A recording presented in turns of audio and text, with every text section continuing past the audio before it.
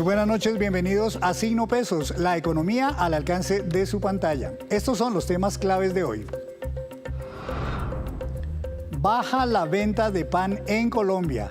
Cada colombiano consume más de 20 kilos al año de estos productos. Sin embargo, las panaderías de barrio siguen siendo los lugares más visitados por las familias del país. Nos acompaña esta noche Marcela Morales, directora ejecutiva de la Asociación de Panaderías. Se avecinan nuevas movidas empresariales. Los grupos Argos y Sura preparan cambios en la participación accionaria que tienen la una en la otra. Ya viene Víctor Grosso con todos los detalles.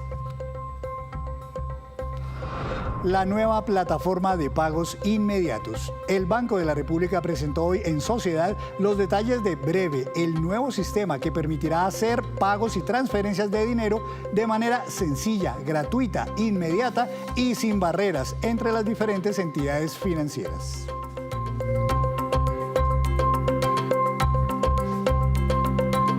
Y comenzamos esta emisión de Signo Pesos hablando de un sector que no solo es clave a nivel industrial, sino fundamental para todos los hogares del país. Hablo de las panaderías que cada día llevan a las mesas de las familias su producto que es emblemático y de amplia tradición gastronómica en Colombia. Doctora Marcela Morales, directora ejecutiva de Adepan. Buenas noches, bienvenida a Signo Pesos. Muy buenas noches, Víctor. Henry, perdón, muy buenas noches. Doctora Marcela, encantado de tenerla aquí en Signo Pesos, hoy que es justamente el Día Mundial del Pan. Por eso quisiera preguntarle, en Colombia, ¿cuántas panaderías tenemos? Bueno, Colombia tiene alrededor de unos 24.000 negocios de panadería, de los cuales unos 17.200 negocios corresponden a la tradicional panadería de barrio, a la panadería pues que conocemos en todas las vecindades, en todos los rincones del país. ¿Ese número de panaderías, por ejemplo, de barrio, es más o menos el número que se ha manejado en los últimos años o ha venido reduciéndose el número de panaderías de barrio? Es el número que tenemos en la actualidad. Sí se ha reducido de alguna manera, pues desde la pandemia hubo algunos cierres de panaderías, bueno, el modelo del negocio ha cambiado un poco también en estos últimos 2 años, pero es más o menos el porcentaje que tenemos hoy de panaderías que producen y que están activas. Y las panaderías ya de corte industrial, de gran tamaño, de gran formato, de las cuales cada vez hay más también en Colombia, ¿qué tanto espacio han ganado? Pues realmente siempre tenemos esa dualidad porque el pan que produce digamos, la panadería industrial, la panadería que llamamos también de reparto, es un pan también muy importante, pues ese pan práctico que tenemos en diferentes instancias también de consumo, el pan que encontramos también en los supermercados, en distintos canales de distribución. Entonces realmente existen las dos formas de producir y comercializar el pan. Estas empresas, este sector, doctora Marcela, ¿qué tan generador de empleos es? ¿Es más, digamos, un empleo de sustento, digamos, para la familia dueña de la panadería o también genera muchos empleos adicionales? Sí, realmente es un sector importante en la generación de empleo. Tenemos alrededor de 400.000 empleos directos y un porcentaje de unos 700, 800.000 indirectos. Hay que destacar que en esa panadería de barrio, por lo general, son emprendimientos familiares, incluso tradicionales de largo tiempo, y por eso es tan importante preservar y defender, digamos, ese formato de producción de pan y de comercialización, porque muchas familias completas derivan sus sustentos de la actividad de hacer pan.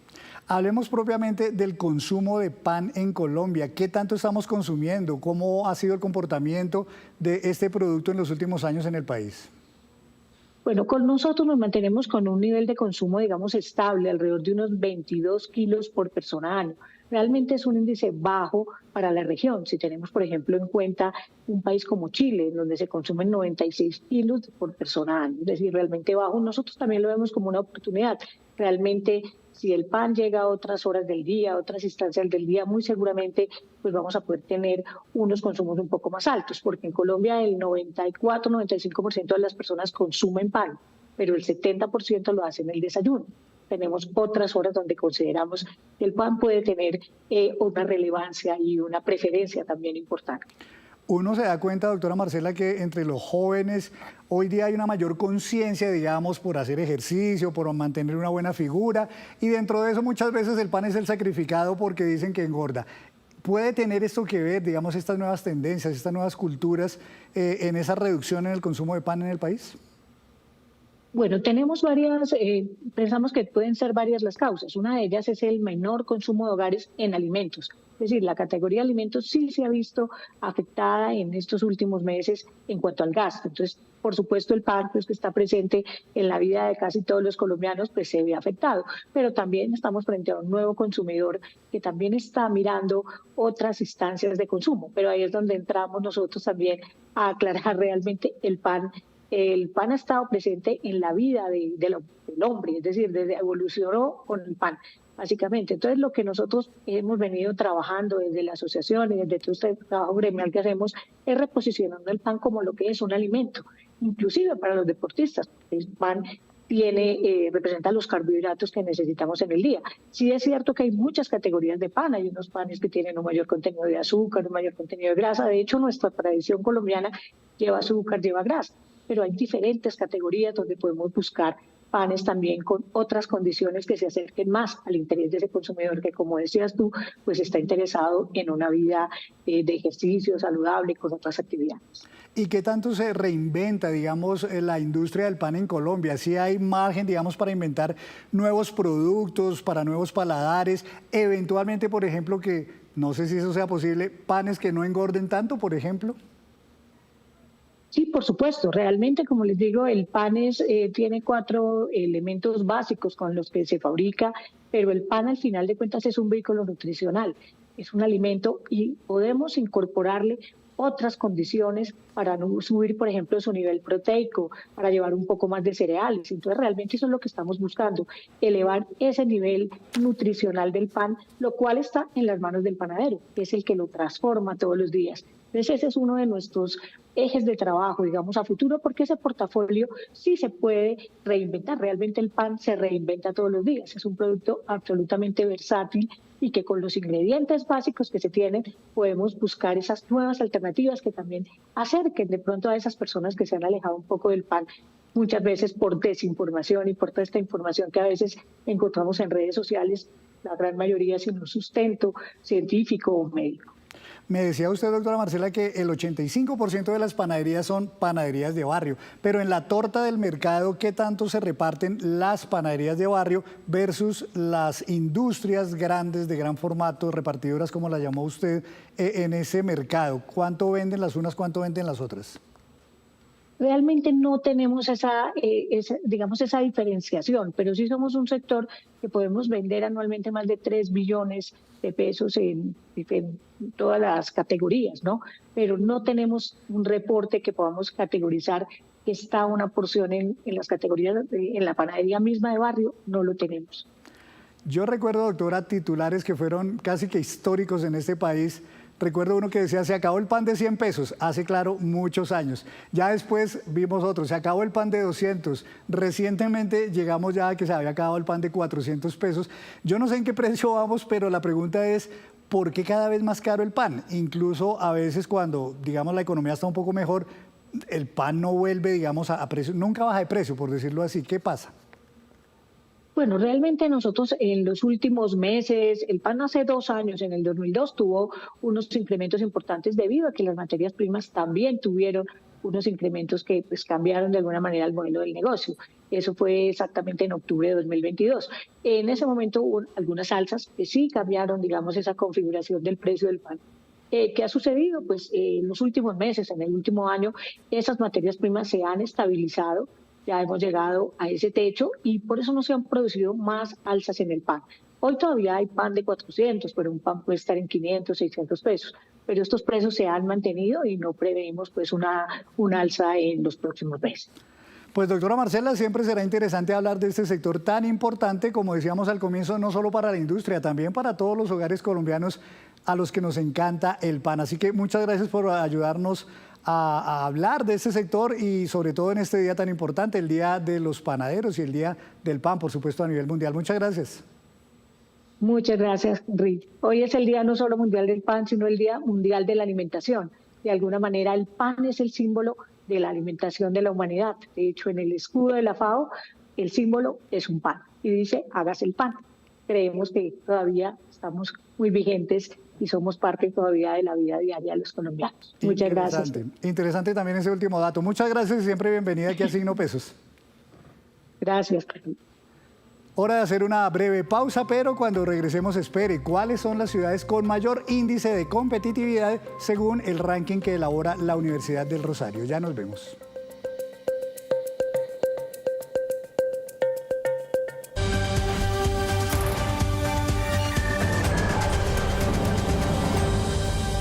Y la movida empresarial de hoy tiene que ver con estos dos grupos empresariales, Grupo Sura y Grupo Argos. Y es Víctor Grosso quien nos tiene todos los detalles. Don Víctor, buenas noches. Don Henry, buenas noches para los televidentes. Y es que no sé si usted se ha asomado por estos días a la Bolsa de Valores de Colombia y ha visto cómo las acciones de estas dos compañías han sido protagonistas, han presentado fuertes incrementos en las últimas sesiones. Y detrás hay una gran especulación de los inversionistas que creen que con estas dos compañías, aparentemente es una especulación, se vendrían movimientos muy, pero muy importantes. Le voy a contar un poquitico el cuento. Hay una incertidumbre sobre qué pasará con Argos y Sura, que recuerde usted, son dos de los grandes pilares del también conocido grupo empresarial antioqueño. Son monstruos en América Latina. Tradicional ellos tenían, ¿no? Del famoso enroque accionario. Exactamente, y es que por ahí va la cosa. Todo arranca cuando esta semana ambas compañías citan a sus asambleas de accionistas para tomar decisiones importantes. Esas asambleas se realizarán el lunes de la próxima semana, 21 de octubre. Tanto Sura como Argos realizarán asambleas y por ahí empieza la especulación porque buscarán que la asamblea de los accionistas, digamos, resuelvan ciertos conflictos de interés sobre la junta directiva y los administradores de las compañías para que después tomen decisiones importantes sobre cada una de esas empresas. Entonces empieza la especulación del mercado. ¿Qué van a definir después de esa asamblea de los accionistas? Y aquí recuerde usted que entre estas compañías existe ese famoso enroque antioqueño. Hasta el año pasado el enroque era entre Nutresa, entre Sura y Argos. Nutresa tenía esa participación cruzada con acciones en Sura y en Argos. Sura era dueña al mismo tiempo de Nutresa y de Argos, y Argos de las otras dos compañías. A esa participación cruzada se le conocía como el famoso enroque antioqueño. Llega el negocio con los Gilinski, lo hemos explicado muchas veces, se separa Nutresa de ese enroque y queda como una especie de enroque más pequeñito, solo entre Sura y Argos, y eso es lo que prevalece hoy en día. Entonces, Sura tiene acciones muy importantes, una participación muy importante dentro de Argos, y Argos tiene acciones muy importantes o una participación muy importante dentro de Sura. Se mantiene ya un enroque entre tres, sino un enroque entre dos. Ahora, esa asamblea de accionistas o esas asambleas de accionistas dentro de la convocatoria dicen las dos compañías que van a evaluar qué van a hacer con la participación que tienen dentro de la otra compañía, y por eso los mercados empiezan a especular. Entonces,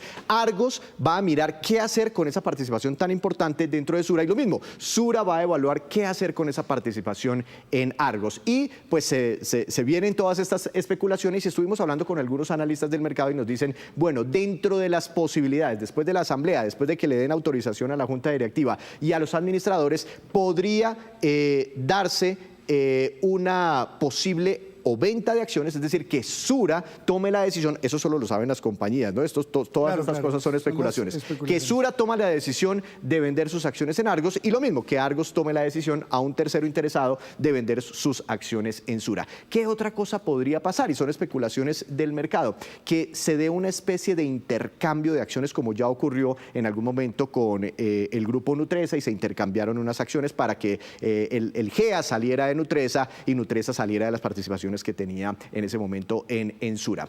¿Qué pasaría al final? Y esto es yendo un poquitico más allá. Cualquier cosa que ocurra con estas empresas, estaríamos hablando de un movimiento empresarial de varios billones de pesos, inclusive negocios tan grandes como el que ocurrió este año y que viene desde hace un par de años con Nutresa. ¿Qué podría pasar al final? Si Sura se sale de Argos y Argos se sale de Sura, ya sea vendiendo las acciones o intercambiándolas, pues podría al final desenrocarse por completo el famoso grupo empresarial antioqueño, cosa que empezaremos a saber a partir de la próxima semana. Un modelo empresarial que fue tal vez único en el país y que además lleva como 50 años, ¿no? Sí, para protegerse de tomas hostiles y demás, al final vino una toma hostil y se ha venido desenrocando de a poquitos ese famoso grupo empresarial antioqueño. Que sigue cambiando. Don Víctor, muchas gracias, don Estaremos Víctor. Muy pendientes, don Henry. Muy amable, pero lo invito a que presentemos esta noticia que también es muy importante, sobre todo para las personas del común, y es que en menos de un año los colombianos podrán transferir dinero desde cualquier entidad financiera, y hacia cualquier otra entidad, sin costo y de manera sencilla. Esto será posible gracias a una nueva plataforma electrónica que está construyendo el mismísimo Banco de la República. Les contamos los detalles de cómo funcionará. Se llama Breve y será un sistema único e integrado que conectará y permitirá realizar transacciones de dinero de forma inmediata y gratuita, sin importar desde cuál banco o billetera o hacia cuál banco o billetera. También se podrá consultar el historial de movimientos, hacer peticiones, quejas o reclamos o reversiones de pagos. Esperamos que el esfuerzo del Banco de la República brinde las condiciones necesarias para que el ecosistema mejore en precios, cobertura, calidad y variedad en la oferta de servicios de pago. Es deseable que el mercado converja a una tarifa 0 pesos en las transferencias entre personas, al tiempo que siga fortaleciendo su propuesta de valor en los pagos a negocios a partir de modelos de adquirencia competitivos con elementos de valor agregado al comercio. En este foro se dio fecha de inicio de operaciones. Para asegurar el inicio del poblamiento de los directorios en julio de 2025 y la operación del ecosistema en septiembre de ese mismo año. El nuevo sistema aprovechará la infraestructura ya existente de códigos QR en los negocios de barrio. No podíamos perderlo y queremos, por el contrario, capitalizarlo y empezar breve ya sobre esa plataforma de códigos QR que están desplegados por todo el país. En razón de ello hemos dejado un periodo de hasta 18 meses para la conversión o reconversión total de esos códigos QR hacia el distintivo de Breve. Breve funcionará 24/7 y tendrá un impacto directo en la reducción del uso de efectivo en el país. Es dejar de usar tanto efectivo. Colombia es un país que todavía se caracteriza por usar demasiado efectivo. Y esta evolución, que hoy ya tiene unas manifestaciones muy importantes, por ejemplo en Transfillao o en Entrecuentas, permite profundizar más el crédito, dar más acceso al crédito a través del conocimiento del cliente, a través de las transacciones digitales. Y entregaron detalles de cómo sería la implementación en sus plataformas. Nuestros clientes van a seguir entrando a DaviPlata o a la super app en Davivienda y desde ahí van a poder hacer sus transferencias como las hacen hoy en día con el distintivo de Breve. Va a aparecer un botón dentro de las apps que es el botón de Breve y ese botón se utiliza para hacer las transferencias. En redes sociales, páginas web del Banco de la República y de las entidades financieras, los usuarios podrán encontrar más detalles de cómo Breve revolucionará el sistema de pagos. Y los bancos aumentaron en septiembre y de manera sustancial los créditos a varios sectores de la economía, como la vivienda, las industrias y el mismo turismo. Gracias al Pacto por el Crédito hubo un repunte superior al 20% en los desembolsos, según el primer balance presentado hoy en la Casa de Nariño. El Pacto por el Crédito arrojó ya sus primeros frutos. En septiembre, primer mes de aplicación de esta estrategia de reactivación económica, los bancos desembolsaron un total de 6.7 billones de pesos para las industrias manufactureras, 2.2 billones de pesos para el sector vivienda y 300.000 millones de pesos para negocios relacionados con el turismo. Otros recursos fueron prestados a proyectos agrícolas y a empresas del sector energético, que también están priorizados. Este primer mes se desembolsaron 10.3 billones de pesos, lo que representa el 4.18% de la meta total. Y lo más importante es que se efectuó un crecimiento del 26.7% frente al periodo en el mes anterior. El mayor número de créditos para estos sectores ha venido de la mano con otra buena noticia, la reducción en las tasas de interés, que han caído 360 puntos en los últimos 3 meses. No cabe duda que hoy las tasas de interés de la economía colombiana están mucho mejor que las de hace un año. Pero esto es apenas el comienzo, porque el Pacto por el Crédito busca que la banca desembolse 55 billones de pesos más a los 5 sectores priorizados, por encima de lo que normalmente se venía entregando. La meta es llegar a 249 billones de pesos en los siguientes 18 meses, de los cuales ya transcurrió el primero. Eso significa que los 55 billones son un esfuerzo adicional. Parte del esfuerzo se concentra ahora en llevar estas facilidades de crédito a sectores priorizados, pero que no han recibido estos préstamos, como es el de la economía popular. Y es uno de los sectores donde tenemos que hacer mayores esfuerzos, específicamente porque la economía popular es donde están principalmente los micronegocios y los pequeños productores. No se requiere ningún tipo de inscripción, no se requiere ningún tipo de trámite. Con todo esto, el gobierno espera ver pronto una mayor reactivación de la economía. Y antes de despedirnos los dejo con este dato. La Universidad del Rosario reveló hoy el nuevo reporte del índice de competitividad de las 32 capitales en el país. Según dicen estos indicadores, se mide la infraestructura, el equipamiento, el entorno para los negocios y el tamaño del mercado, entre muchos otros. En su orden, las siguientes ciudades obtuvieron los mejores puntajes de 1 a 10. Bogotá 7.40, Medellín 6.73, Tunja 6.40, Cali 6.27, lo mismo que Manizales 6.27. Y así terminamos por hoy. Los esperamos mañana con una nueva emisión y toda la información económica que usted necesita saber. Esto es Signo Pesos, la economía al alcance de su pantalla. Buenas noches.